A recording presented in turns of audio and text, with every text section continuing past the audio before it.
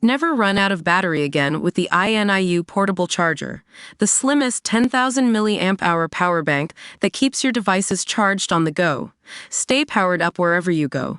Click the link in the video description to shop now on Amazon. The Xbox Game Pass model has been a game changer for gamers, offering access to thousands of games for a flat monthly fee. But what happens when a developer decides to release their title on Game Pass?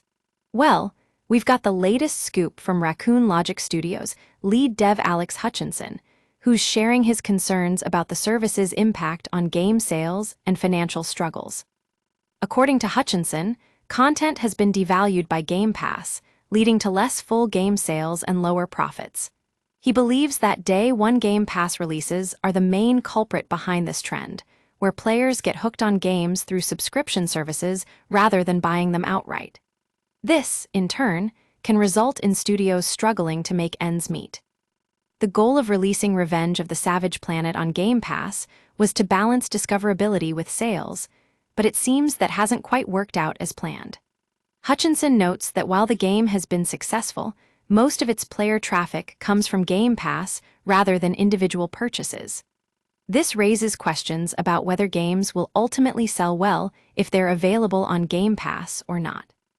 Now, you might be thinking that this is just a minor issue for studios like Raccoon Logic, but Hutchinson warns that the current structure could prove damaging to smaller developers and publishers soon if it continues.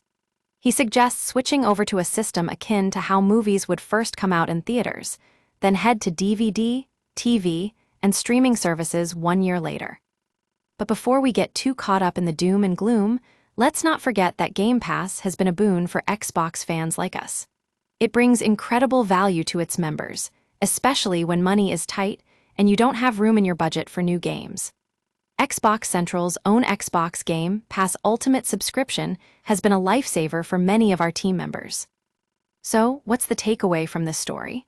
Well, it's clear that the game development industry needs to find a balance between discoverability and sales. While Game Pass has its benefits, it's not without its drawbacks when it comes to financial struggles and game devaluation. As the industry continues to evolve, it'll be interesting to see how studios like Raccoon Logic navigate this complex landscape. That's all for today, folks. If you're as passionate about Xbox and gaming as we are, be sure to follow us on Twitter for the latest news, reviews, and guides. Don't forget to like, comment, and subscribe for more Xbox Central content.